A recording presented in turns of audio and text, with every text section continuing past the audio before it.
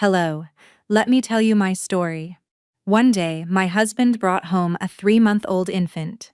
He claimed it was the son of a distant relative who had recently been orphaned, and that he had decided to legally adopt the child. But looking into that baby's face, I saw with my own eyes the undeniable shadow of my husband, Vance Kensington, etched into his features. My mother-in-law, holding the baby in her arms, couldn't hide her absolute joy. "Right in front of me," she blurted out. "This is true Kensington blood." Later, in the inner pocket of my husband's bespoke suit jacket, I discovered a prenatal care folder. The mother's name, Sloane Dempsey, the same woman who, at our wedding, had introduced herself as his cousin. The day Vance brought that infant home was a Wednesday at 3:00 p.m. I remember it perfectly, because that very morning, I had been at the clinic running tests to prepare for a planned pregnancy. We had been married for 5 years, and my mother-in-law, Cordelia Kensington, never missed an opportunity to bring up the subject of children. It had started with subtle hints, which morphed into open suggestions, and finally into gratuitous humiliation. I was 32, my fallopian tubes were clear, my ovulation was regular. The doctor had assured me that physically everything was perfect, and simply advised me to relax. Driving back to our estate in Greenwich, Connecticut with my results, I was thinking about how I would break the good news to my husband that evening. Instead, I walked into a welcoming committee in our living room. Cordelia was sitting on the velvet sofa, the baby in her arms, sporting a radiant smile. Our housekeeper, Greta, stood beside her, holding a bottle of warm formula, cooing in a honeyed tone. "This child is incredibly lucky to fall right into a home as prestigious as the Kensingtons." Vance stood by the floor-to-ceiling windows, deep in a phone conversation. His voice was low and firm. "Yes, the paperwork is almost finalized. Custody won't be an issue." I stayed in the foyer. I swapped my heels for my indoor loafers and slipped my medical results deep into my designer tote. I walked over and asked, "Whose child is this?" My mother-in-law looked up at me. Her smile tightened slightly. She spat out dismissively. "Vance didn't tell you. It's the baby of one of his distant cousins. She was killed in a car crash and the child was left all alone. Vance, with his big heart, decided to adopt him." The infant, dressed in a white velour onesie, had very fair skin and long eyelashes. He was sleeping with his eyes closed. I stared at his tiny face for a few seconds, and my heart began to pound relentlessly. The shape of his eyebrows, the curve of his jawline, the resemblance was striking. Vance hung up the phone and approached me. Standing over 6 feet tall, he blocked the light from the baccarat crystal chandelier, casting a massive shadow over my face. He placed a hand on my shoulder, with a tone that left no room for argument. "Vesper, I meant to talk to you about this tonight. My cousin died suddenly. I couldn't leave the little guy to the foster care system. For now, I've brought him here. From this day forward, he is our son." "Which cousin?" I asked. "I didn't know you had a cousin who was expecting. A distant relative." "You don't know her," he replied evasively. My mother-in-law inserted herself into the conversation. "Vesper, why are you asking so many questions? Vance is doing a beautiful, charitable thing, and you're interrogating him. People are going to start saying the Kensington daughter-in-law is unspeakably petty." I didn't say another word. That evening, while Vance worked in his study, I was organizing our walk-in closet. His suit jacket was hanging on a valet stand. I was about to put it in the dry cleaning bag when my fingers brushed against something stiff in the inner pocket. A folded piece of paper. I pulled it out and opened it. It was a standard sheet of paper with an elegant letterhead printed in gold lettering. "Sutton Place Women's Clinic, Upper East Side, NY. Patient, Sloane Dempsey. Age 28, gestational age 36 weeks. Procedure, ultrasound, fetal monitoring, comprehensive blood panel." On the stapled ultrasound printout, the profile of the fetus was clearly visible. I stared at that name for a long time. Sloane Dempsey. I had seen her 5 years ago at our wedding. She wore a champagne-colored bridesmaid dress, and stood outside the bridal suite watching me with slightly red bloodshot eyes. When I asked who she was, she told me she was Vance's cousin, that they had grown up together, and that they were extremely close. I had believed her. 3 months after our wedding, I had glimpsed a text message on Vance's phone from a contact saved as cousin. The text read, "Vance, I'm pregnant." When I questioned him, he burst out laughing, claiming his cousin had texted the wrong person, and that the message was meant for her own husband. He called her right in front of me. And Sloane, on the other end of the line, profusely apologized for the clumsy mistake. Once again, I had believed him, and now this prenatal file was in my hands. Mother's name, Sloane Dempsey. Date of examination, September of last year. I opened the calendar on my phone and counted back 36 weeks from September. The math pointed straight to January. Last January, Vance had told me he needed to travel to Tokyo for high-stakes negotiations regarding a merger for Kensington Holdings. He was gone for 20 full days. I folded the document, put it back exactly where I found it, in the jacket pocket, and hung the garment up. I left the master suite and went downstairs. In the living room, my mother-in-law was still playing with the baby. The infant had woken up, his large, dark eyes staring blankly. "Look at those big eyes," Greta exclaimed. "Who does he look like?" "Like Vance when he was a little boy." My mother-in-law blurted out mechanically. Realizing her blunder instantly, she shot a glance at me before adding, "Well, it's the same bloodline. Genetic resemblances are completely normal." I stood on the bottom step of the staircase, observing the infant's face. In my heart, the certainty was already absolute, but I didn't explode. I walked over, sat on the sofa, and asked calmly, "Cordelia, what is the baby's name?" "Alistair," she replied. "Vance chose it. Alistair Kensington. Alistair Kensington, the heir to the Kensington dynasty." I nodded slowly. "I'm going to get a glass of water in the kitchen." Once in the kitchen, I pressed my hands against the marble island and stared at my reflection in the stainless steel sink. Vesper Sterling, 32 years old, holding a Juris Doctor from Columbia Law School. I had passed the bar with flying colors and worked for 2 years as a federal law clerk for a judge in the Southern District of New York. That was where I had met Vance. 5 years of marriage. I had abandoned my career because my mother-in-law insisted that a Kensington wife must oversee the estate and not scatter her energy in a law firm. I gave up my ambitions for partnership and legal academia because my husband told me, "I just need you to make our house a home." For 5 years, I had endured Cordelia's icy remarks and her favorite catchphrase at every high society dinner party. "My daughter-in-law is charming. It's just a shame she isn't very gifted when it comes to giving us children." I looked up at my reflection in the window pane. My eyes were bloodshot, but I wasn't crying. I took a deep breath. I pulled out my phone and typed a single sentence into a secure notes app. Vance Kensington brought home his illegitimate named Alistair Kensington, born to Sloane Dempsey. Then I deleted the line, not because I wanted to forget, but because I couldn't leave a digital trace. I locked the device, drank my lukewarm water, and walked out of the kitchen. In the living room, Vance had come down from his study. He was leaning over the bassinet, and his face wore an expression I had never seen before. Tenderness, adoration, total fulfillment. He had never looked at me like that. "Vance." I set my glass on the coffee table. My voice was perfectly steady. "Are the adoption formalities finalized?" "Yes. Everything is under control," he replied without looking up, gently brushing the baby's cheek with his fingertip. "What do I need to do?" I asked. "Register him with the state, add him to our insurance?" He finally looked at me. A flicker of suspicion crossed his eyes before fading. "That won't be necessary. I've outsourced all of that to a law firm. Your health is delicate right now. Just rest." I offered a faint smile. "Very well." My mother-in-law scoffed from the side. "Vesper, don't torture yourself over the details. Alistair is here now. He will be your son. Treat him well. That's all anyone asks of you." "Mom is right," Vance seconded. Greta shot me a strange look, a mix of surprise and a tinge of pity. That night, Vance didn't come to sleep in our master bedroom. He used the excuse that the baby would cry during the night, and that he didn't fully trust Greta to handle it alone.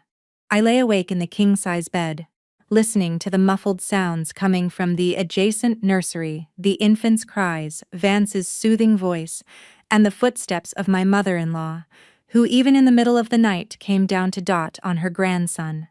At 2 a.m., I got up to use the bathroom. Passing by the nursery, I noticed the door was ajar. Through the crack, I saw Vance rocking the baby in his arms, humming a lullaby. Cordelia was sitting in a nursing chair nearby, looking tired, asking in a hushed voice, "Vance, have you settled things with Sloane? Make sure no one finds out. Relax, Mom. Sloane is already set up in Bermuda. The baby is 3 months old. Once her postpartum recovery is completely finished, I'm going to finalize her permanent residency visa and set up her trust fund over there." "That's good, my mother-in-law. And what are you going to do about Vesper?" "She won't suspect a thing," Vance replied in a detached tone. "She's lived under my roof for 5 years. She is entirely dependent on me." I stood behind the door, my fingernails digging so hard into my palms that the physical pain helped keep my mind razor-sharp. I went back to my room, locked the door, and turned my phone back on. I searched for Sloane Dempsey on social media. I eventually found her private Instagram account. Her last post was from 3 months ago, geotagged in Bermuda. The photo showed tiny newborn feet. The caption, "Welcome to the world, my little prince." I scrolled down to a post from 5 years ago, the day of our wedding. The picture of her wearing that champagne dress outside my bridal suite was there. Beneath it, someone had commented, "Sloane, the man you love, just married someone else. Aren't you devastated?" To which she had simply replied with a smiling emoji. I turned off the screen and closed my eyes. In the darkness, I listened to the steady, powerful beating of my own heart. From this day forward, I would not shed a single tear for this man. At 400 a.m., I opened a highly encrypted notes app on my phone. This time, I didn't delete anything. I wrote through the night. 1. Vance Kensington and Sloane Dempsey have a long-standing affair. Sloane got pregnant in January of last year and gave birth in June. This child is Vance's biological son. 2. Under the guise of an adoption, Vance has brought his illegitimate child into our marital home to make him his legal heir. 3. My mother-in-law, Cordelia Kensington, is fully aware and actively participating in the cover-up. Greta, the housekeeper, is likely complicit. 4. Imperative goal: obtain irrefutable proof, covert DNA test, bank transfer history, phone records, Sloane's expatriation documents. 5.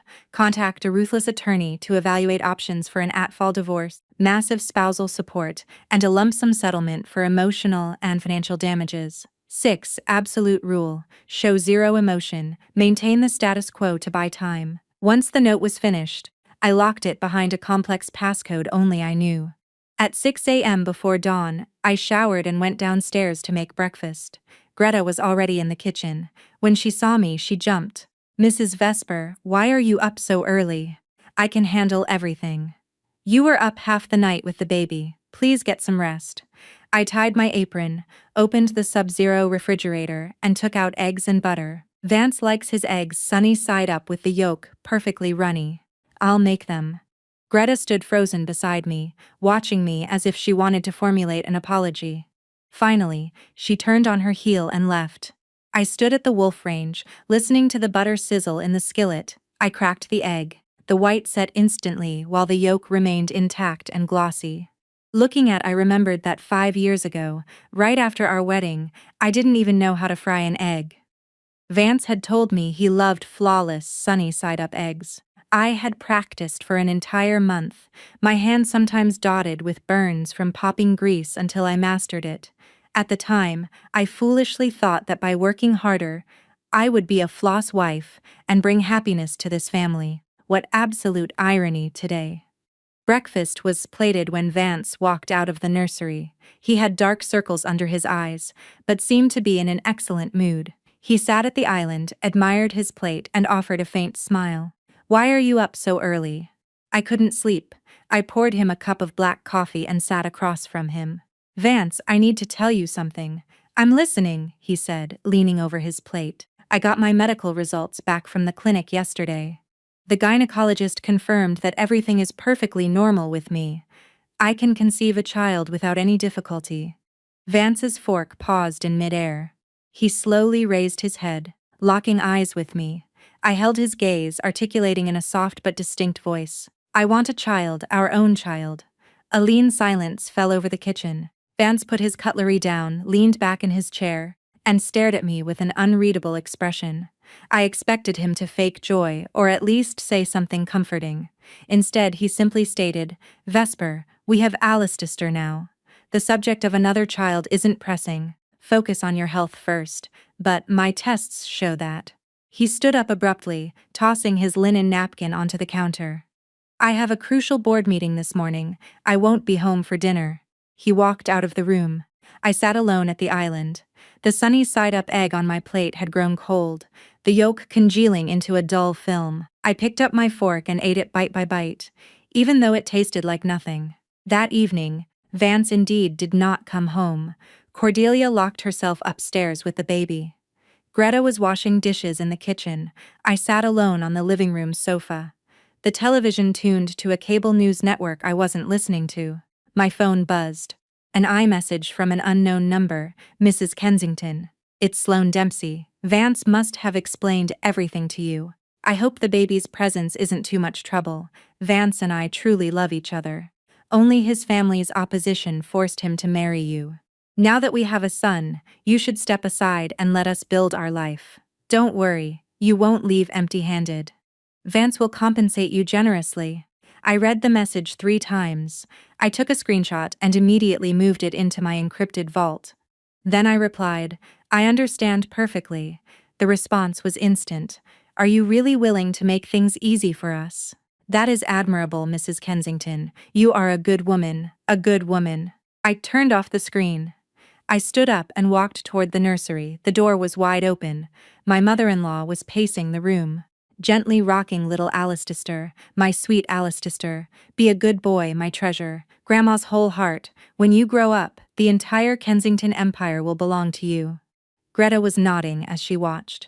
"You are truly blessed, Mrs. Cordelia. The Kensington bloodline finally has its male heir." My mother-in-law spotted me in the doorway. Her smile froze. She quickly handed the baby to Greta, stepped out of the room, and in an uncharacteristic gesture, took my hand in a tone she intended to sound benevolent. "Vesper, I know this situation is unusual, but you must be understanding. Vance is an only child. A fortune this colossal cannot remain without a direct heir. If you had been able to carry a pregnancy to term, things would have been different. But since nature decided otherwise, Alistair will be your son, and he will respect you as such." I stared into her face, which was steeped in condescending self-assurance. Relieved, she patted my hand amicably. That night, back in my room, I locked the door and stood in front of the full-length mirror. I looked at my 32 years old, flawless skin, a maintained figure, and in my eyes a cold but unbroken light. I picked up my phone and dialed a number I knew by heart. After 3 rings, a man's voice answered. "Merrick Thorne speaking. Merrick, it's Vesper Sterling. Can I talk to you?" A silence stretched across the line. "Vesper, it's been years. What's going on?" "I clear's throat want a divorce. I need your services." "Are you sure?" "Absolutely. Understood. Tomorrow at 2:00 p.m. at my office." I hung up, wiped the call history from my log, and placed the phone on the nightstand. I turned off the light. Tomorrow would be a new day. Merrick Thorne's law firm occupied the top floor of a glass skyscraper in Hudson Yards. Through the massive floor-to-ceiling windows, you could see the entire expanse of Manhattan. I arrived 10 minutes early, wearing a classic black trench coat, hidden behind designer sunglasses, and a silk scarf. Merrick had been my study partner at Columbia Law before pivoting into high-net-worth family law and founding a boutique firm notorious for its sheer ruthlessness in complex divorces. In New York's elite circles, he was known as the shark of matrimonial law. The wives he represented always walked away with devastatingly advantageous settlements. He poured me a glass of sparkling water and sat across from me. "Tell me everything." I took out my phone, opened the encrypted app, and handed it to him. He read my notes for 10 minutes, his eyebrows knitting tighter with every line. He finally looked up. "So, your husband brings his affair baby into your marital home and attempts to force you to raise it. That is unhinged. What tangible proof do you have here?" I swiped to show him the photo of Sloane Dempsey's medical file. the taunting text message she had sent me, and my precise timeline of events. Merrick leaned back in his leather chair, deep in thought. It's insufficient for now. The medical file proves she gave birth, not that Vance is the father. The text shows her hostility and intent, but doesn't technically prove the ongoing affair or paternity. I know, I replied. That's why I'm here. I'm not asking you to file the divorce papers today. I need you to help me build a strategy to obtain bulletproof evidence. Merrick stared at me, an appreciative smile forming on his lips. Vesper, you haven't lost an ounce of that brilliant legal mind. I was never stupid, Merrick. I was just blinded by love. Without another word, he pulled a blank legal pad from his drawer and started writing. We need several key elements. First, a covert DNA test legally confirming Vance is Alistair's biological father. Second, a forensic trace of financial flows showing Vance funneling marital assets to Sloan. Third, communication logs proving the ongoing nature of the affair. Fourth, an exhaustive valuation of Vance's true net worth. And fifth, I interrupted, he is almost certainly hiding or organizing the offshore evasion of his financial assets as we speak. Merrick looked up. What makes you say that? He rushed to bring this child into our home to establish him as his heir. He set Sloan up in Bermuda, a known tax haven.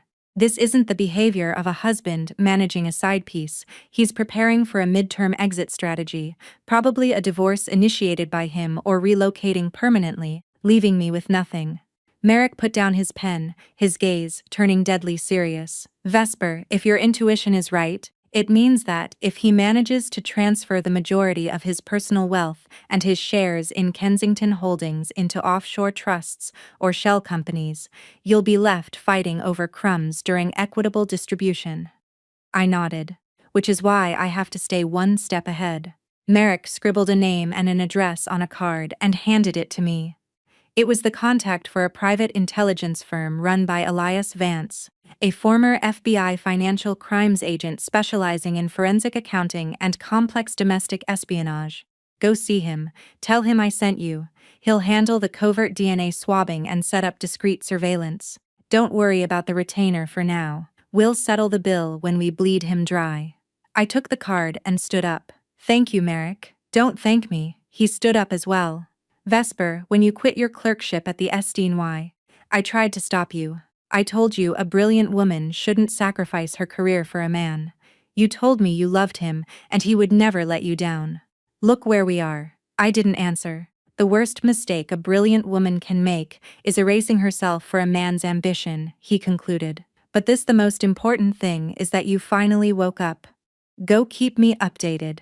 Leaving Merrick's office, I went straight to Elias Vance's agency in a discreet loft in Tribeca. The man in his late 50s was direct and operated with military efficiency. After listening to my briefing, he asked a practical question. Can you procure a saliva sample or hair from your husband?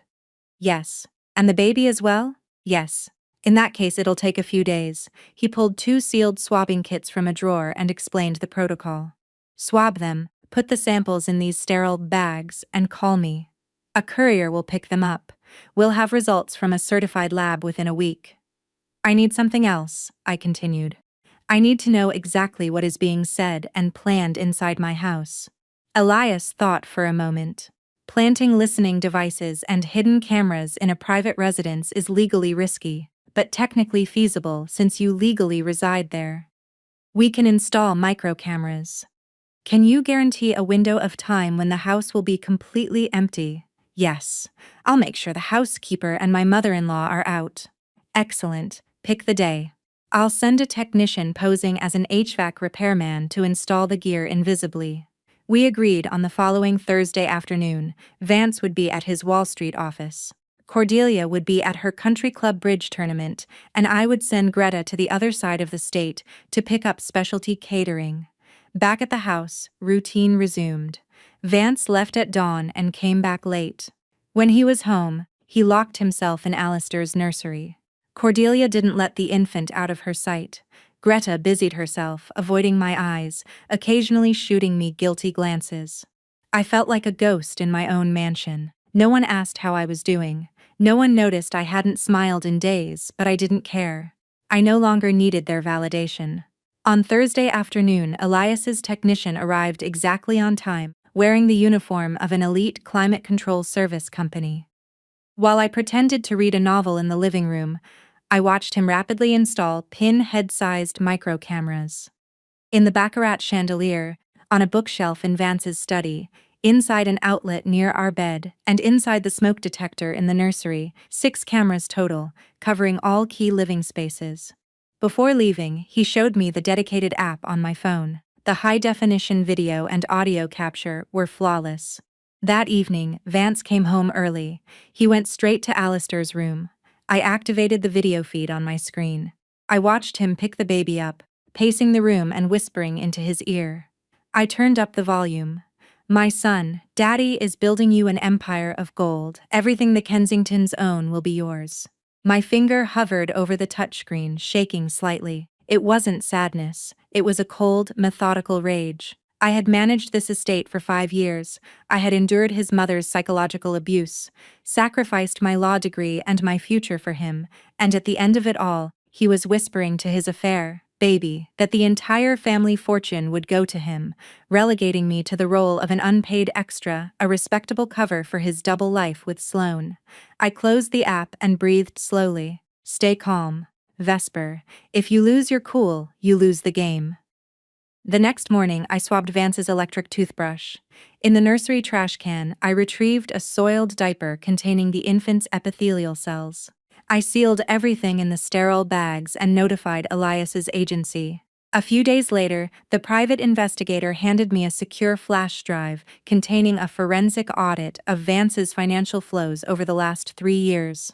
We located systematic monthly wire transfers to an offshore account in the Cayman Islands, Elias explained. The amounts fluctuate between $20,000 and $40,000 a month. The cumulative total already exceeds $1.5 million. The ultimate beneficial owner of the shell company holding this account is Sloane Dempsey. I gripped the flash drive tight, over $1.5 million in 3 years. Meanwhile, I practically had to justify buying a designer dress for his corporate galas. There's something more concerning, the PI continued. Our sources indicate Vance is in close contact with a Swiss wealth management firm. He is currently organizing a massive transfer of his shares in Kensington Holdings into a foreign proxy structure. If he finalizes this move, his personal taxable assets in the United States will officially be reduced to near zero. Keep digging, I ordered. I don't care what it costs. Once locked alone in my bedroom, I plugged the flash drive into my laptop. The wire transfers were executed on the 15th of every month, without fail, scrolling back to February of 3 years ago. My eyes stopped on the date, February 15th. I opened the photo app on my phone to check what we were doing that day. It was Valentine's Day. Vance had bought me a massive bouquet of red roses, taken me to a Michelin-starred restaurant overlooking Central Park, and whispered in my ear, "Vesper, you are the love of my life." That night, he had drunk a bit too much champagne and fallen asleep early. I had seen a brief notification on his screen, funds transferred successfully. At the time, I naively assumed it was a standard business transaction. Today, I knew the money was going to Sloane, and his declarations of love were nothing but a sick theatrical performance. A week later, the DNA lab report came back. The probability of Vance Kensington's paternity regarding Alistair Kensington was 99.9%. I then reviewed the hidden camera footage from the previous night. A conversation between my husband and my mother-in-law in the living room. "Vance, what are you going to do about Vesper? She's been so quiet lately, it worries me. It's not like her." "Don't stress, Mom. She's submissive by nature, she doesn't have the spine to rebel. And even if she eventually found out about Sloane and the kid, what could she possibly do? She has no job, no independent income. If she divorces me, she won't even be able to afford rent in Manhattan. She'll never dare make a scene." "Are you sure?" "Absolutely. Her entire life depends on my signature." I turned off the video, walked to the window, and looked out over the estate's sprawling lawn.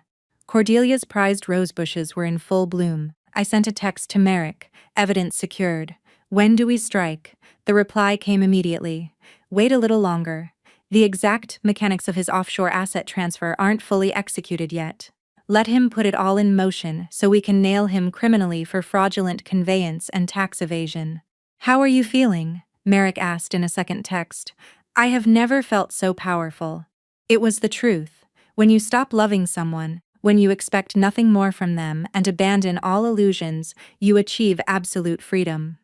I was no longer the wife of Vance Kensington.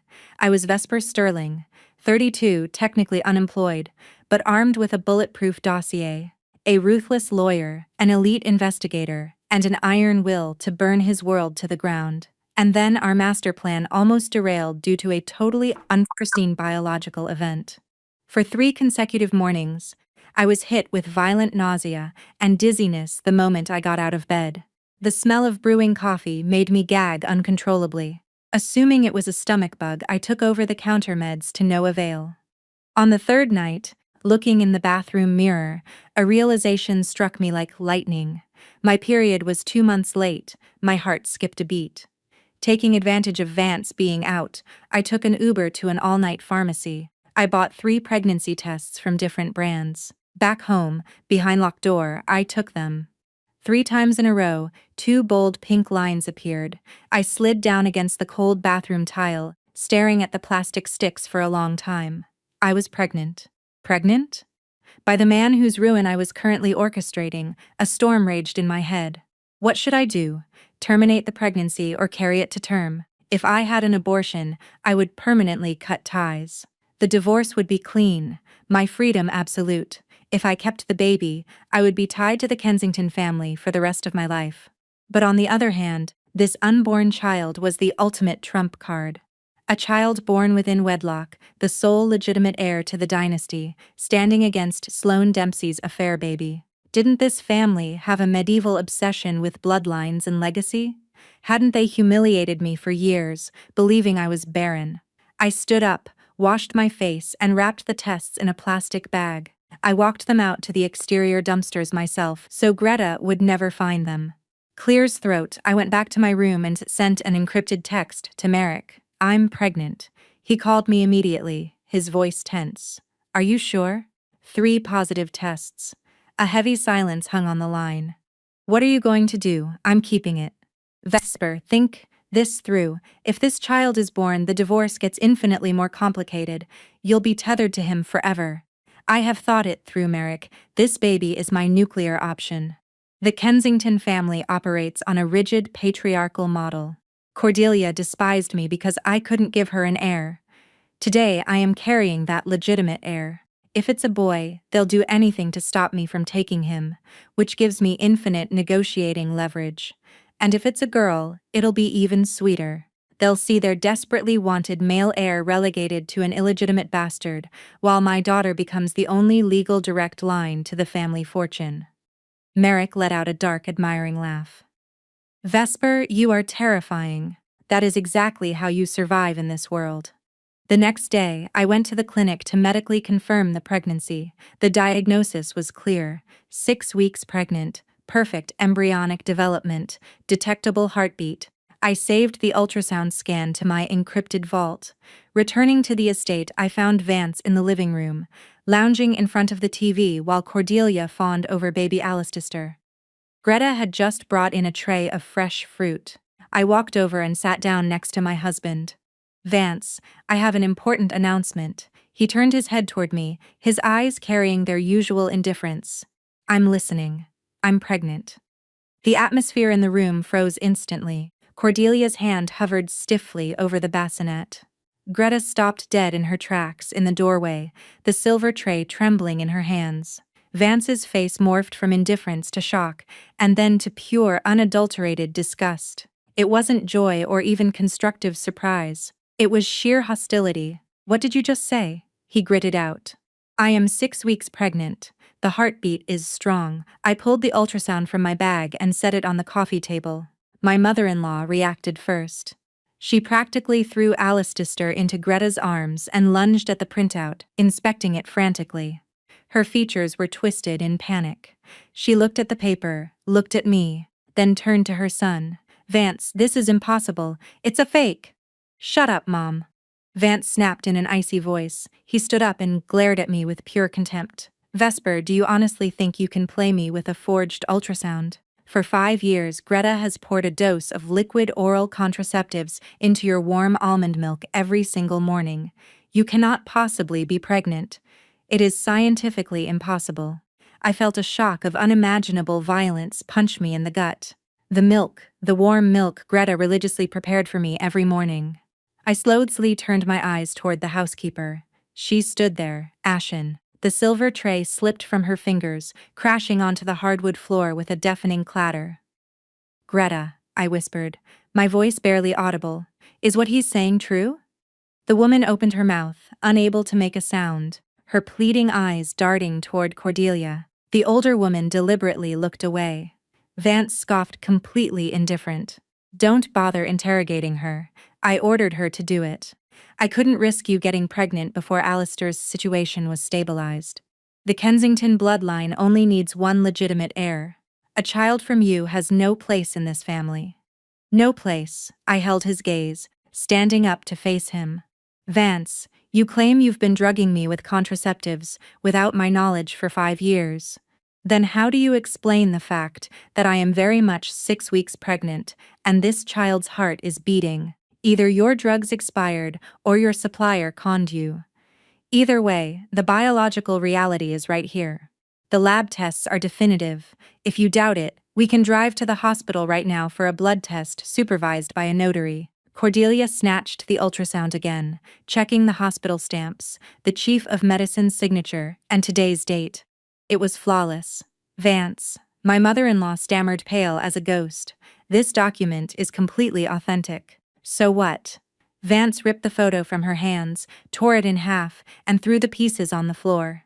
You're getting an abortion, he stated in a clinical tone, as if scheduling a conference call. The decision is made. This child will never carry the Kensington name. Tomorrow morning, I'm taking you to the clinic. You have no choice.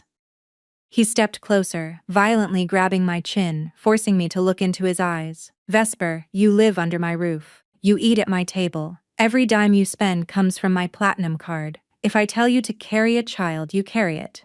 If I tell you to abort, you abort. Is that clear? I stared at him. There was no trace left of the man I had once loved. I let out a sharp, nervous laugh. Vance tensed. What's so funny? My own stupidity, I replied. Stop right there. Cordelia shrieked behind me. Vesper, do not be ungrateful. Vance is acting for your own good. Who is going to take care of a newborn if you're so stubborn? Alistair is still so little. It's already too much work. Are you trying to push us over the edge? I turned back to face her. Cordelia, you're in such a rush to see me abort, simply because you are terrified I might give birth to a legitimate son who would obliterate the inheritance claims of your precious bastard. Isn't that right?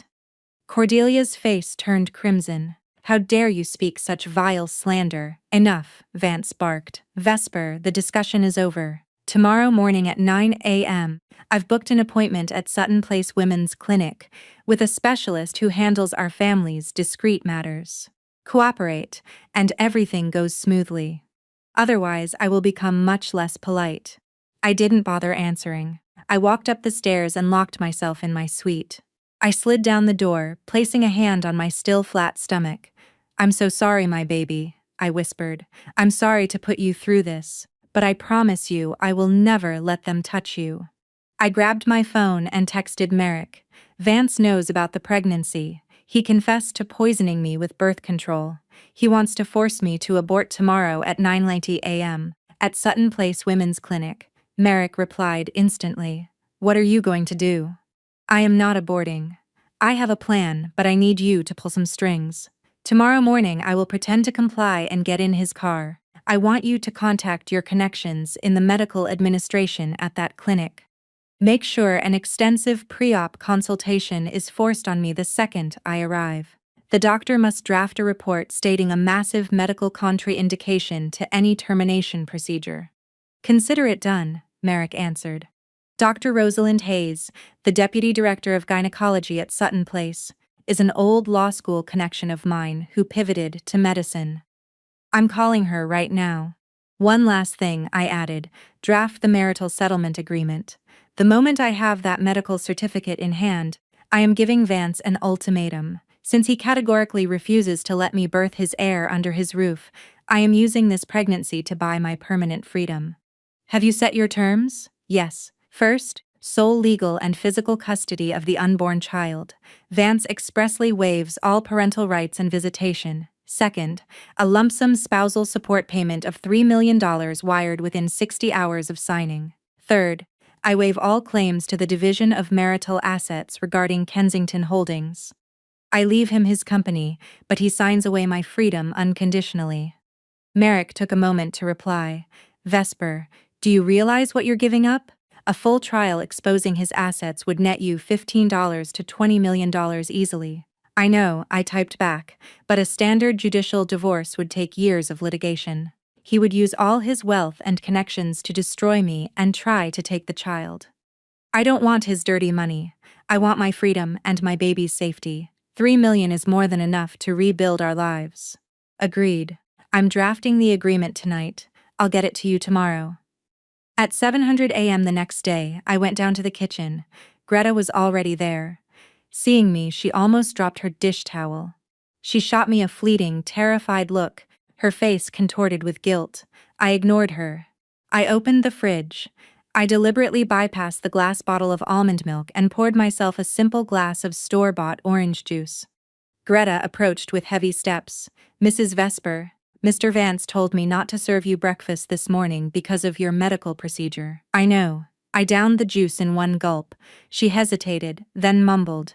Ma'am, are you truly pregnant? I turned to her. Greta, for 5 years. You slipped chemical substances into my drink every morning, swearing they were high-end vitamins to boost my health. Do you honestly think I would joke about something like this? The housekeeper's face turned the color of ash. I swear to God, I didn't know they were contraceptives. Mrs. Cordelia swore they were supplements prescribed by a top doctor to help you conceive. I swear it. Whether she was telling the truth or not didn't matter to me anymore. Vance walked downstairs. His bespoke suit was immaculate, his hair perfectly styled.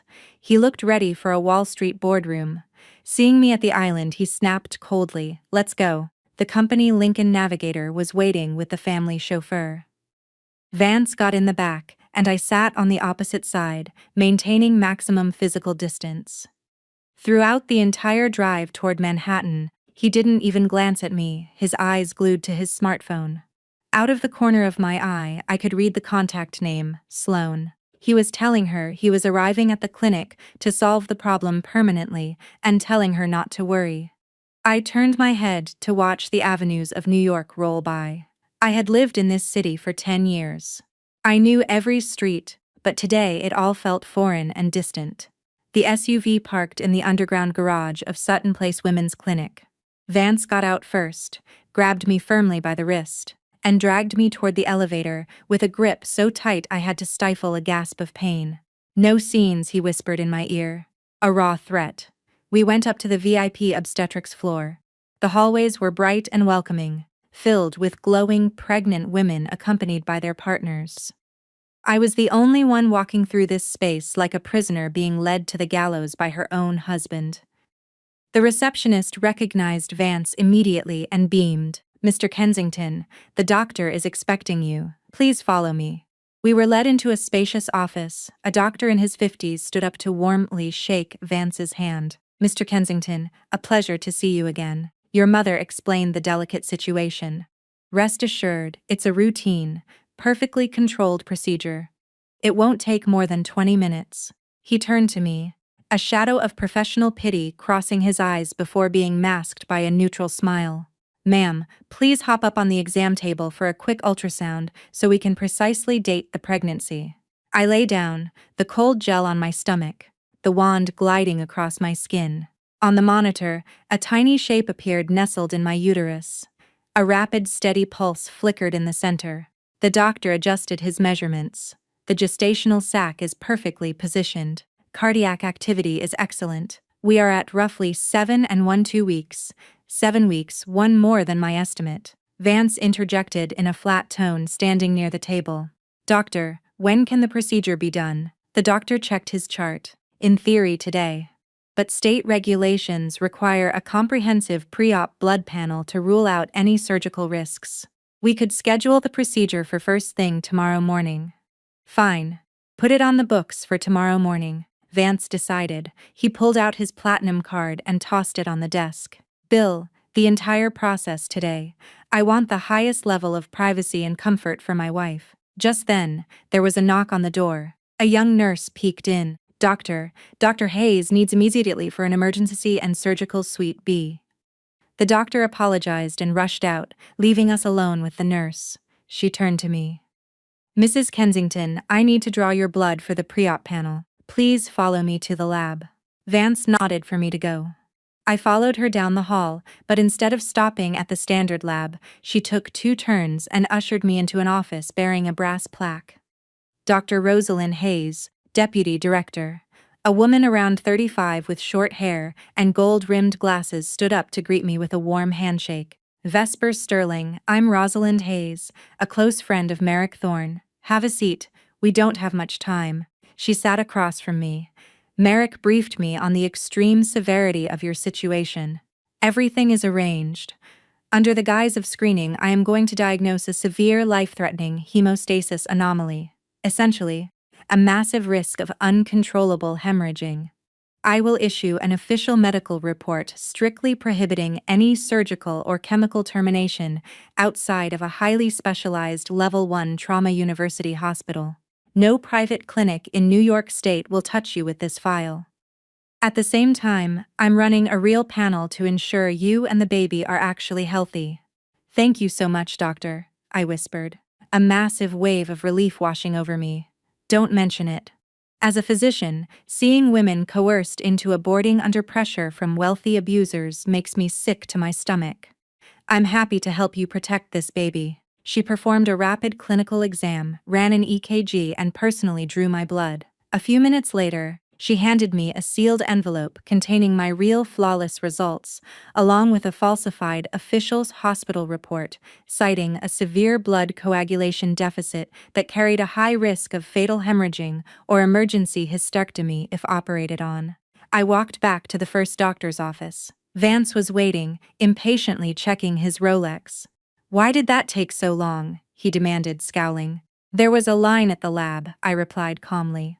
The male doctor returned, holding Dr. Hayes's report, which a secretary had just handed him. Reading it, his face dropped. He looked at Vance, visibly uncomfortable. Mr. Kensington, your wife's blood work reveals a severe constitutional anomaly in her coagulation.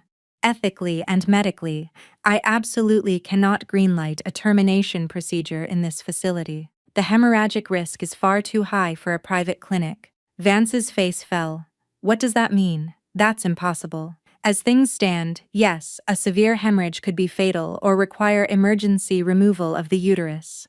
I strongly recommend an in-depth hematology workup and corrective treatments over several weeks before we even consider moving forward. How long will that take? Vance demanded. At minimum, a month. Assuming her parameters normalize, Vance stood up abruptly, pale with suppressed rage, powerless to explode in front of the clinical staff. He shot me a murderous glare. A month if necessary, he spat before storming out of the room. Once we were back in the back of the Navigator, the atmosphere dropped to freezing. You orchestrated this, didn't you? He snapped suddenly. Orchestrated what? My blood test. You think I'm stalling? I turned to face him. Vance. Do you honestly believe I could forge lab results at one of the top private clinics in Manhattan? What benefit would I get from dragging this nightmare out one more day? He didn't answer. The doctor was explicitly clear. I risk my life or the permanent loss of my fertility if there are complications. Do you genuinely want me dead or mutilated just to get your way? He looked away, staring at the New York skyline rolling past the tinted window. The moment we returned to the Greenwich estate, Cordelia was waiting in the foyer. No, Vance barked, throwing his suit jacket onto the mahogany console. The blood tests prohibit any immediate procedure. We have to wait a month. Cordelia's face turned purple. She glared at me with hateful suspicion. Tests, it's a performance. She's refusing to abort. It's obvious, Mom. The chief of medicine personally signed the refusal protocol due to a massive hemorrhage risk. Vance fired back, exhausted. I don't care about their Manhattan protocols. I have lived my entire life without ever hearing of a pregnancy that couldn't be terminated. My mother-in-law shrieked, losing all composure. Vesper, I am warning you. You won't get away with this charade. That child will never see the light of day in this house. Alistair is our only heir. I stood straight in the center of the foyer, absorbing her screams under my husband's indifferent gaze while I saw Greta trembling in the shadows of the hallway. A laugh escaped my lips. Cordelia, you are unhinged. What are you laughing at, you insolent little? I am laughing at your panic. You are terrified I'll birth a legitimate son who will challenge your bastard's claim to the empire. Relax. Whether this child is a boy or a girl, they will never fight for a single red cent of Kensington money because your fortune doesn't interest me anymore. Cordelia stood completely dumbfounded, pointing a shaking finger at me. Vance, do you hear what she's daring to say? Enough, Vance ordered. Vesper, go to your room and stay there. I don't want to hear another word. I walked upstairs, locked the door to my suite, and opened my encrypted email. The marital settlement agreement drafted by Merrick was there. I read every clause carefully. It was perfect ironclad legally, guaranteeing my freedom and sole custody of my child in exchange for my express waiver of any share in the family holding company. I knew Vance valued his corporate shares more than his own flesh and blood. If I had demanded my rightful half of the marital estate, he would have dragged me through a decade of earth litigation to bleed me dry emotionally and financially. Letting him keep his company in exchange for his immediate signature and a cash buyout was the perfect compromise to ensure my safety. I printed the document on the printer in my bedroom office. I signed it. I made a digital scan for Merrick and I put the original in my bag. The next afternoon, Merrick met me briefly at a discreet coffee shop in Greenwich to hand me the final bound version of the agreement. Read Article 8 carefully, he said, tapping the document. I read the section. The petitioner expressly and irrevocably waives all rights to the equitable distribution of the respondent's marital assets, including but not limited to shares in Kensington Holdings, family real estate, bank accounts, and financial investments. In consideration, the respondent agrees to pay the petitioner a lump sum spousal support settlement of $3 million within 60 hours of signing this agreement and irrevocably waives all parental rights and claims to the unborn child. $3 million, I repeated. It's perfect. I ran a forensic audit on his highly liquid short-term assets. Merrick explained his personal cash reserves sit around $4.5 million. He can move $3 million immediately without triggering alarms at the holding company. He will accept this deal because it protects the core of his industrial wealth. If he refuses, we threaten to file a public, highly visible at-fault divorce, which would crater Kensington Holdings' stock price by exposing his tax evasion schemes in Zurich and the Caymans.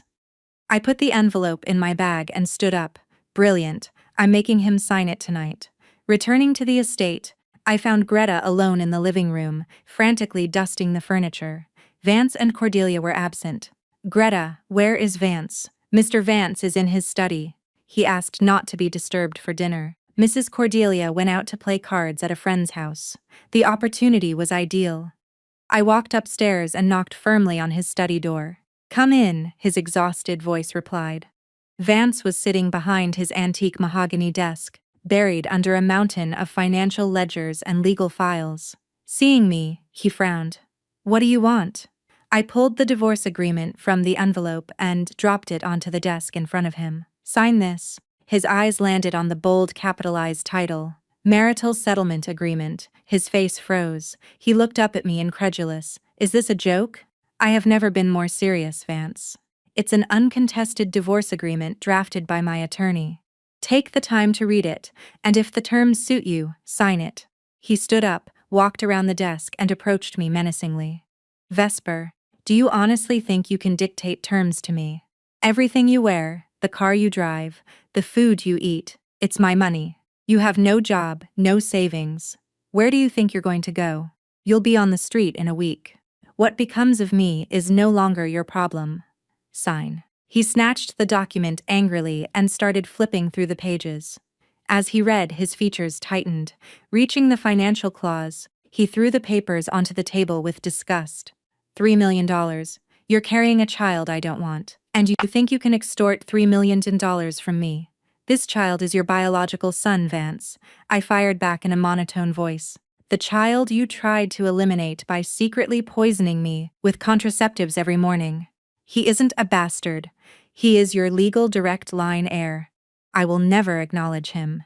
He hissed through his teeth, turning his back to me. Get the abortion, and we can go back to how things were. Otherwise, you won't get a single cent, and how do you plan to deprive me of it? By kicking me out of the house. You need a court order for that. And a divorce trial in the state of New York will require a complete equitable distribution of our marital assets, your 6 real estate properties, your investment portfolios, your shares in the family holding company, and especially the $1.5 million you discreetly wired to a shell company in the Cayman Islands for Sloan Dempsey over the last 3 years. Are you truly prepared to see half your empire handed over to your scorned, legally wedded wife? Vance spun around, panic clearly readable in his eyes.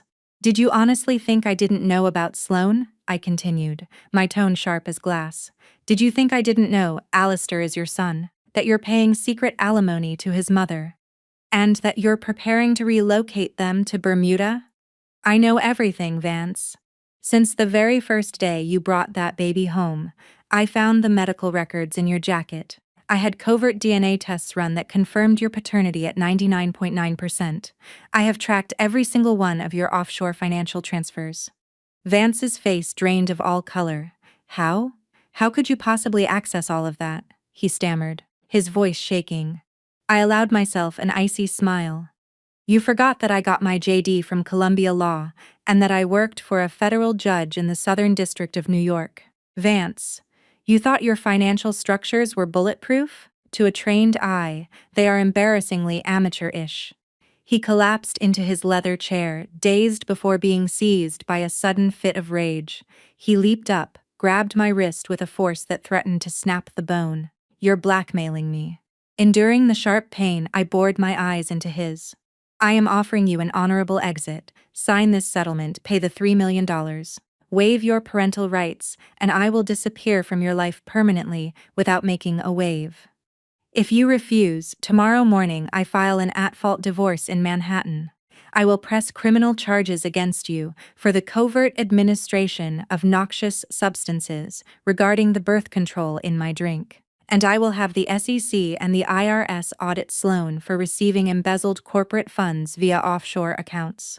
Need I remind you that my old law professor is now a federal judge, and my uncle sits on the Second Circuit Court of Appeals.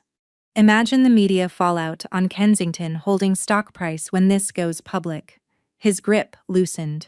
He stumbled back 2 steps, leaning against his bookshelf, breathing heavily like a man starved of oxygen. Vesper, how could you become so calculated? He murmured, his voice. You made me this way, Vance, I replied, feeling tears of rage prick the corners of my eyes without ever letting them fall. You cheated on me for 5 years. You chemically poisoned me. You kept a mistress, fathered a secret child, and had the absolute unmitigated gall to make me raise him under my own roof. And now you're surprised that I'm fighting back. I stepped up to the desk. I picked up a Mont Blanc pen from the leather blot and held it out to him. Sign. He stared at the pen but didn't move to take it. Very well. You have 24 hours to think about it, I declared, placing the pen down on top of the document. Tomorrow, at this exact time, I either have the signed agreement in my hands, or my lawyer files the papers in court and forwards the entire forensic audit to the U.S. Attorney's Office and the Wall Street Journal. Choose your side. I turned away and walked out of the study. On the landing near the stairs stood Greta, a teacup in hand. She had obviously heard everything. She was as pale as a sheet. Greta, I said as I walked past her, I will choose not to press criminal charges against you as an accessory to poisoning on the sole condition that you maintain absolute silence about everything happening here. You owe me that much. The housekeeper simply looked down, Trembling, I locked myself in my room, collapsing onto the hardwood floor against the door. My whole body shook with spasms of nervous tension. My ruthless determination in front of Vance had been a pure theatrical performance. Deep down, I was terrified. But by playing the role of a cold, implacable woman, I realized it was no longer just an act. I had nothing left to lose. And that was what made me invincible. My phone buzzed. A text from Merrick. I gave him the agreement. He has 24 hours to sign. I think he'll cave. Why are you so sure? Because Vance isn't afraid of divorce. He's afraid of losing his social status and ruining the family reputation. For the Kensingtons, appearances are more precious than life itself. A public scandal involving embezzlement and domestic poisoning would destroy him socially and industrially. He will sign. Understood. We regroup tomorrow. I activated the hidden camera feed in his study on my phone. Vance was sitting at his desk as still as a stone statue, staring at the divorce agreement. Suddenly, in a fit of impotent rage, he swept his arm across the desk, violently knocking every file and ledger to the floor, letting out a guttural howl of a wounded animal. Vesper, I cut the video feed and closed my eyes, resting my hand on my stomach. Did you hear that, my baby? Your father hates me, but it doesn't matter. I don't love him anymore, and that is what's destroying him. Vance didn't wait for the deadline. The next morning at 7:00 a.m., he knocked on my door. When I opened it, he stood on the threshold, his features drawn from a sleepless night, his bespoke shirt wrinkled, the collar unbuttoned. He held the signed settlement in his right hand. I signed, he rasped, but $3 million is out of the question. I don't have that kind of liquid cash on hand without jeopardizing the holding company's operational liquidity.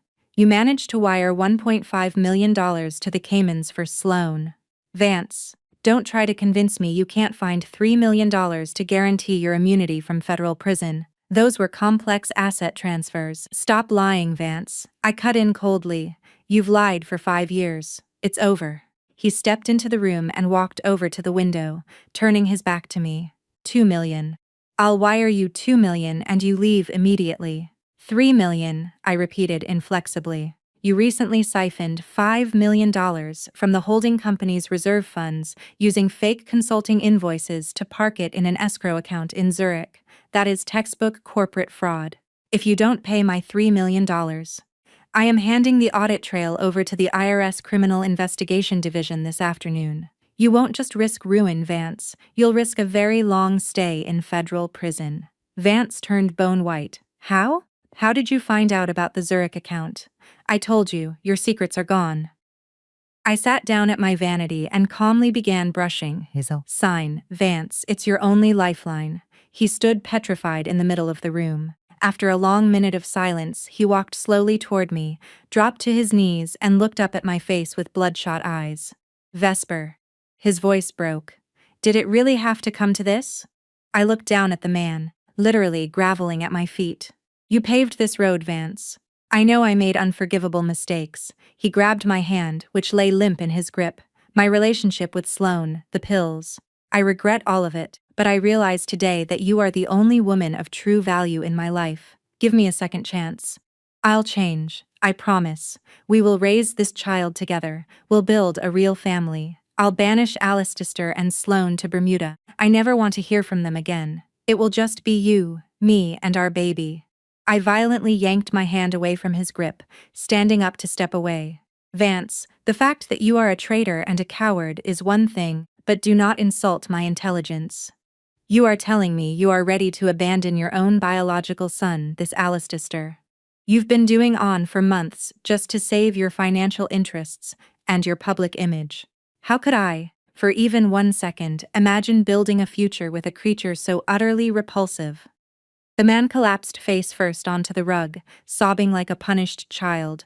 Vance Kensington, heir to a prestigious dynasty, a respected Wall Street titan, was weeping at my feet. Vesper, I'm begging you, don't leave me. I can't live without you.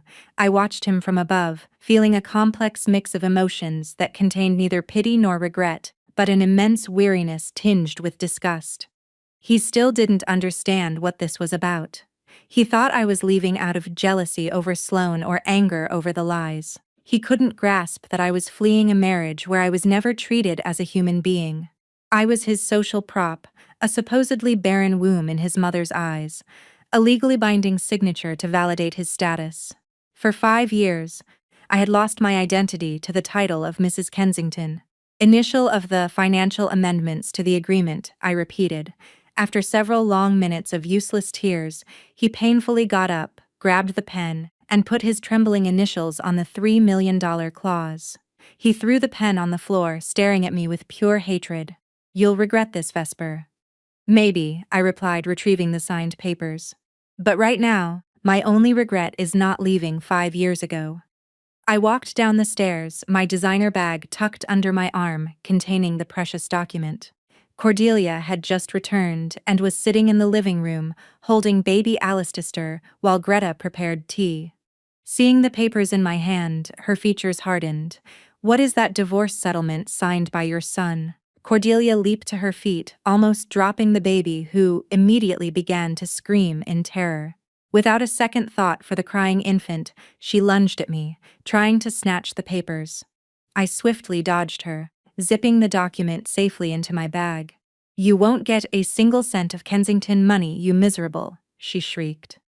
"Calm down, Cordelia. I'm not touching your precious empire. I'm simply leaving with the spousal support legally owed for the upbringing of your future grandson." "What grandson?" she sneered. "We don't even know if this fake pregnancy of yours will go to term, and even if it does, that child won't ever be worth the money you're demanding." "Consider it the price of the youth you stole from me," I concluded, turning toward the front door. "Stop right there," my mother-in-law screamed. "Leave those documents. That is family property." I didn't bother turning around. I pulled open the heavy oak door. The bright afternoon sun almost blinded me. "Vesper." Vance's voice echoed from the top of the stairs, breathless and broken. "Are you really leaving?" I looked back one last time. He stood on the landing, gripping the wrought iron railing, his face gray as ash. He looked like a marble statue on the verge of crumbling to dust. "Yes, I'm leaving," I said softly. "I wish you all the best with Sloane." I crossed the threshold of the Kensington estate. Behind me rose my mother-in-law's screams, Alistair's piercing cries, Greta's vain attempts to calm them, and the deathly silence of my husband. I didn't look back. Merrick's car was waiting outside the main iron gates. As I approached, he flashed his headlights and opened the passenger door for me. I got in, buckled my seatbelt, and clutched my bag to my chest. Merrick pulled away without a word, speeding away from the elite neighborhoods of Greenwich toward the interstate. The familiar landscape blurred past the window, slowly fading away. "Where are we going?" Merrick asked. "Drop me off at a discreet hotel for now. Then I'll look for an apartment to rent in the city. I'll find a job as a lawyer and rebuild my life from scratch." Merrick glanced at me in the rearview mirror. "Do you have enough cash to survive the short term?" I opened my wallet. I had 3 $100 bills and my Kensington Platinum card, which Vance would surely freeze within the hour. "Personal cash? Enough for 3 days." Merrick popped open the glove box of his Audi, pulled out an envelope thick with cash, and handed it to me. "There's about $5,000 in there. Take it. It's an advance on our future payout."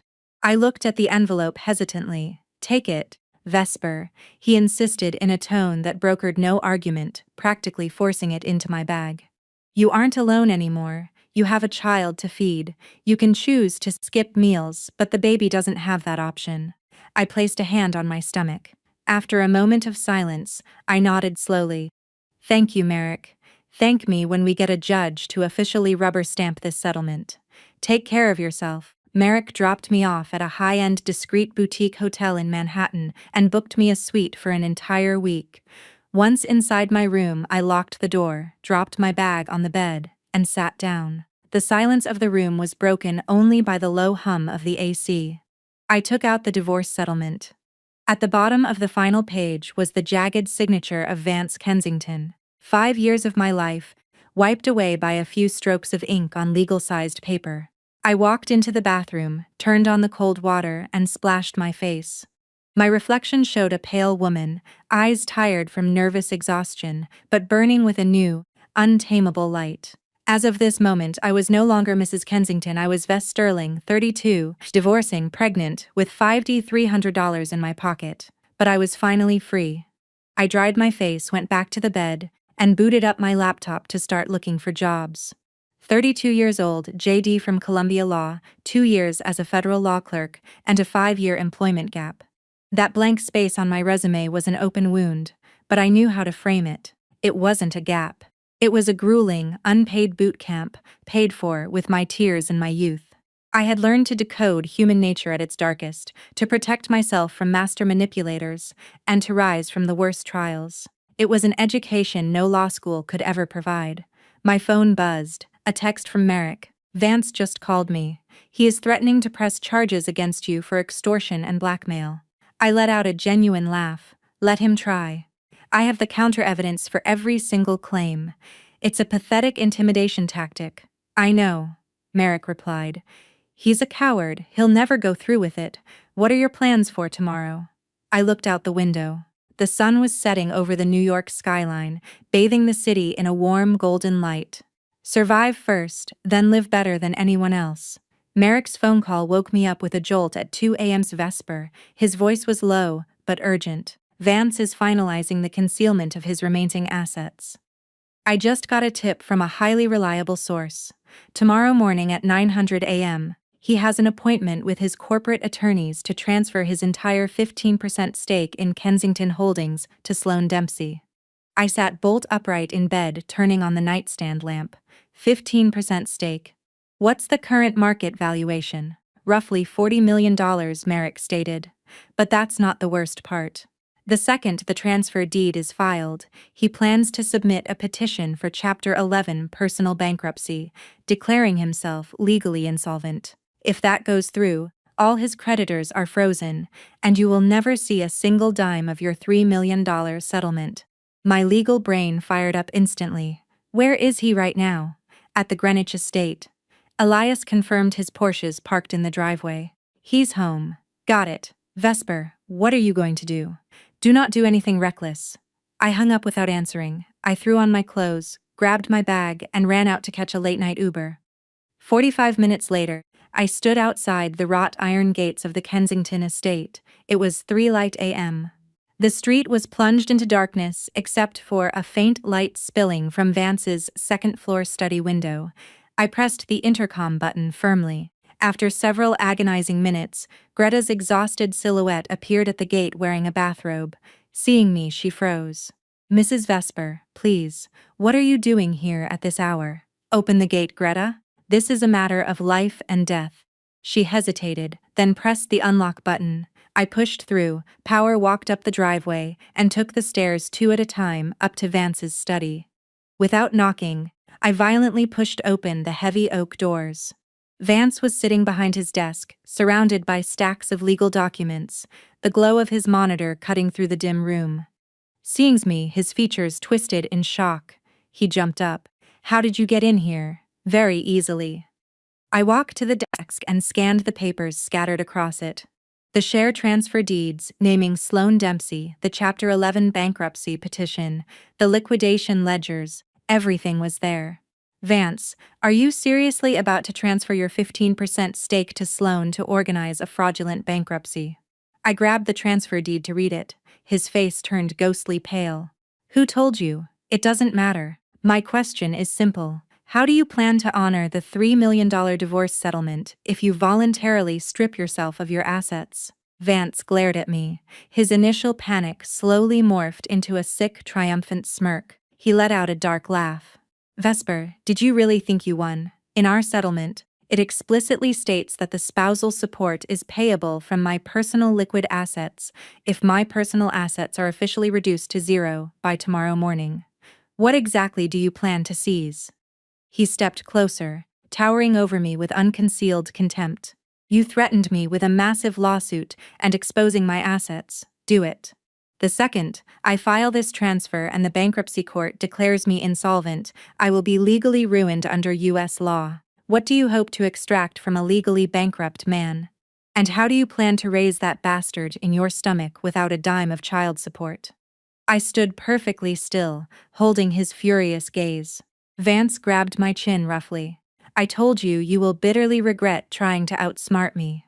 I shoved his arm away violently. I took a step back and pulled my phone from my coat pocket, tapping the screen to play my most recent audio file. Vance's voice echoed through the quiet study, crisp, clear, and damning. If my personal assets are officially reduced to zero by tomorrow morning, what exactly do you plan to seize? The second I file this transfer and the bankruptcy court declares me insolvent, I will be legally ruined. What do you hope to extract from a legally bankrupt man? Vance's smirk vanished instantly, replaced by a deathly pallor. You recorded me from the second I walked in. Vance, every single word you just said, openly admitting your intent to commit bankruptcy fraud and hide assets to evade a legal divorce settlement, has already been uploaded to a secure cloud server managed by my attorney. I slipped the phone back into my bag. You thought you won. You lost. The moment you decided to strip me of everything to fund your mistress and your bastard child, you signed your own death warrant. He collapsed into his chair, gripping his head with both hands like a man suffocating. Vance, I am giving you one final chance to keep your freedom, I said in a cold, measured tone. First, you shred this fraudulent transfer deed immediately. Second, you order your bank to wire the $3 million into my attorney's escrow account by noon tomorrow. Third, you sign the addendum irrevocably waiving your parental rights. If you do this, the audio recording stays sealed. If you refuse, I am sending it to the U.S. Attorney's Office for the Southern District of New York and the SEC by 9 a.m. You won't just lose your company. You are going to spend the next 10 years in federal prison for wire fraud and bankruptcy fraud. Vance looked up, his face ravaged by terror, his lips trembling. Vesper, you are a cold-blooded monster. I am simply a woman you pushed over the edge, I replied. Suddenly, the study doors burst open. Cordelia Kensington stormed into the room wearing a silk nightgown, her hair wild, her face contorted in hysterical fury. She had obviously been eavesdropping. She charged at me like a feral animal. You miserable, you dare try to destroy my son? I'll kill you. She grabbed me savagely by the hair, her manicured nails digging deep into my scalp. I screamed in intense pain. I tried to push her away, but with her free hand, she delivered a brutal, blinding slap across my face. My vision swam under the burning sting. Greta rushed into the room, screaming in terror, trying in vain to pull my mother-in-law off me. But Cordelia was thrashing with adrenaline-fueled rage. Vance remained glued to his chair, staring blankly, a paralyzed spectator to the madness. In the chaotic struggle, I was shoved backward with massive force. I lost my footing. As I fell, my lower back and right side slammed violently against the sharp, solid brass corner of the antique mahogany desk. A blinding, agonizing pain like a knife twisting in my flesh radiated from my lower abdomen through my entire body. I collapsed onto the hardwood floor, curling into the fetal position, my hands clutching my stomach convulsively. I felt a warm, sticky liquid pooling between my thighs. My baby, I whispered, my voice choking in my throat. Greta, seeing the pool of blood rapidly soaking into the Persian rug beneath me, let out a blood-curdling scream. Oh my God, she's bleeding, it's a hemorrhage. Call 911, hurry. Cordelia froze instantly, her hysteria evaporated, replaced by sudden paralyzing shock at the sight of the blood. Vance finally snapped out of his trance. He rushed over and dropped to his knees beside me, his face as white as a sheet as the bleeding intensified. Vesper, what's happening? I stared at him, my fingers digging into his wrist with every ounce of strength I had left. Call an ambulance. I am begging you, save my child. Vance pulled out his phone, his hands shaking so violently he dropped it twice. Greta ripped it from his hands and dialed 911 herself.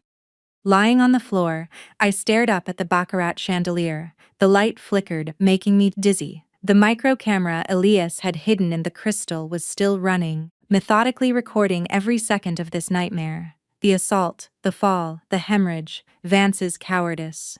My eyelids grew unbearably heavy, my consciousness began to drift. The frantic footsteps around me, Greta's sobbing, Cordelia's panicked swearing, and Vance's repeated shouting all sounded further and further away.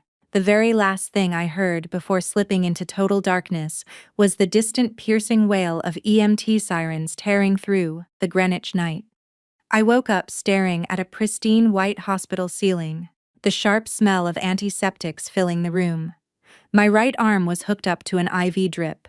Beside me, the heart monitor beeped with a steady, reassuring rhythm, counting the seconds like a protective metronome. The door to my private room was slightly ajar, letting in the muffled sounds of the intensive care unit.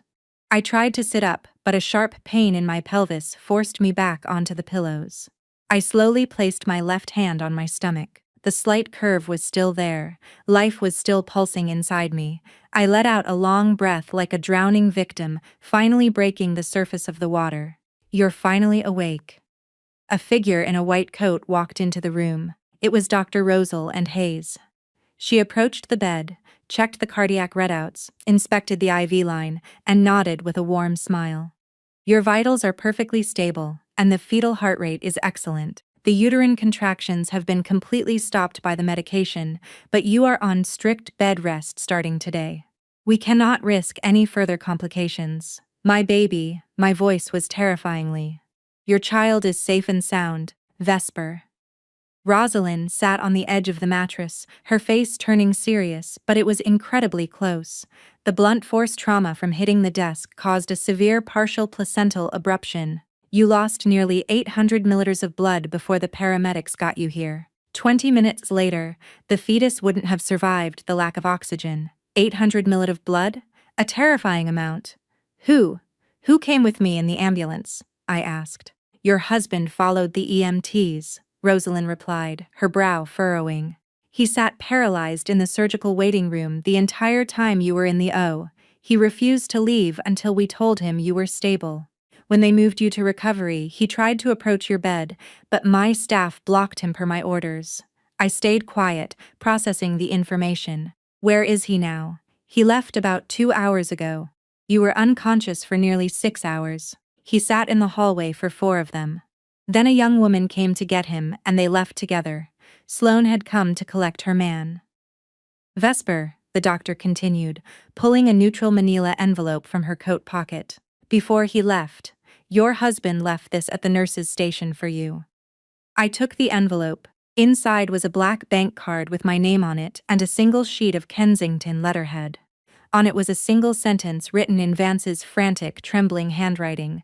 3 million wired. I accept the settlement without conditions. The child is yours. I waive all rights." I stared at the paper for a long time. $3 million. The agreement signed. The child legally belonged to me. He had capitulated, faced with the reality of prison and the total destruction of his life. Vance had finally broken. I folded the paper and slipped it under my pillow next to the debit card. "Dr. Hayes, when can leave?" "Not for another week at least," Rosalind said firmly. "You are on strict bed rest. Once the placental abruption shows clear signs of healing, you can go home, provided you avoid all physical exertion until your due date." "Will the hemorrhage affect the baby's long-term development?" "Absolutely not," the doctor assured me, anticipating my fear. "You are young and healthy, with proper rest and iron supplements to rebuild your blood volume. You will carry this baby to term with no further risk, but you must remove all sources of stress from your environment." I nodded in agreement. Once I was alone, I picked up my phone from the nightstand. I had 17 missed calls from Merrick Thorne, the last one just minutes ago. I called him back. He picked up on the first ring. "Vesper, you're awake." His voice betrayed massive relief. "Yes, I'm okay, the baby is safe." I heard a heavy sigh of relief on the other end. "I reviewed the hidden camera footage from last night, Vesper. The footage of your mother-in-law physically attacking you and throwing you against the desk is crystal clear. If you want, I will walk this into the Manhattan District Attorney's office right now. Aggravated assault on a pregnant woman. She'll face serious felony charges." "No, Merrick," I replied softly. "I'm not filing charges. I'm exhausted. 5 years of living in a nightmare with that family is enough." Vance signed the agreement. The 3 million is in escrow and the child is exclusively mine. That's all I wanted. I refused to spend the next 5 years of my life dragging them through criminal courts and reliving this trauma. I just want to have my baby in peace and start my new life. Merrick stayed quiet for a long moment. All right. I respect your decision, Vesper, but know that I am keeping that video in my most secure encrypted vault. If he ever, and I mean ever, tries to come after you in the future, we have the ammo to nuke his entire life. Thank you. Let me rest now. I hung up and lay back, looking out at the Manhattan skyline through the hospital window. Late afternoon was approaching, painting the clouds in stunning shades of amber and crimson. I placed my hand on my stomach as if sensing my touch. The baby gave a tiny flutter deep inside me like a little fish darting through water. A genuine smile spread across my face, and as I smiled, warm tears finally spilled down my cheeks. They weren't tears of pain or despair anymore. They were tears of pure liberation. A week later, I was discharged. Merritt came to pick me up and drove me to my new apartment, which he had personally scouted for me in Carroll Gardens, Brooklyn. It was a sun-drenched, two-bedroom with an open kitchen and large, south-facing windows. There was a vibrant farmer's market right down the block twice a week, and the subway was a short walk away. The rent was reasonable, and Merrick had negotiated a full year paid up front using the settlement funds. I stood in the middle of the living room, taking it all in. The simple, elegant furniture had been set up by Merrick's paralegal. A cozy sofa, a light oak dining table, a plush bed in the master room, and a solid wood desk holding a brand new MacBook Pro. A housewarming gift from the firm, Merrick said, plugging the laptop into the wall. Never forget the brilliant lawyer you are, Vesper. I looked at him deeply moved.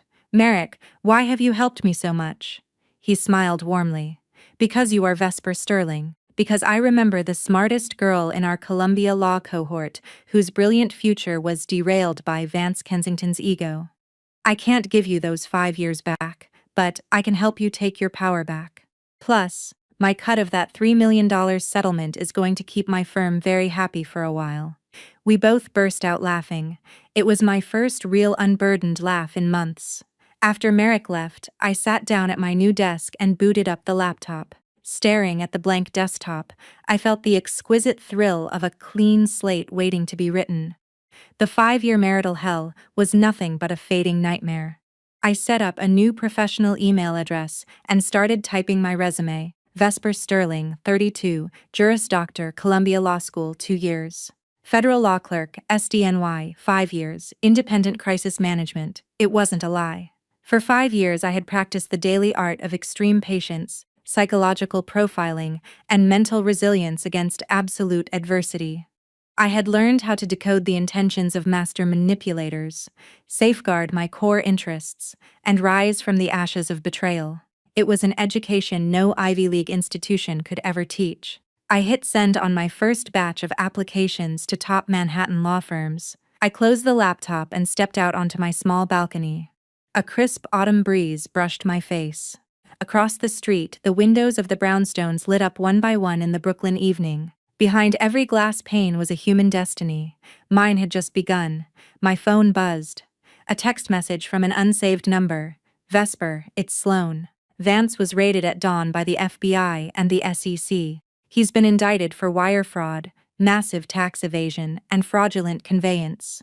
Kensington Holdings accounts are frozen. The company is filing for Chapter 11. Are you happy now? I read the message without feeling a single drop of emotion. Vance was behind bars.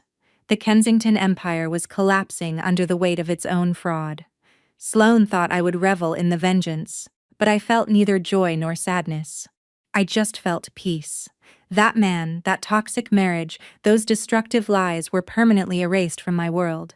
I deleted the text and blocked Sloan's number. I walked back inside my warm apartment, took a hot shower, and slid into my crisp new sheets.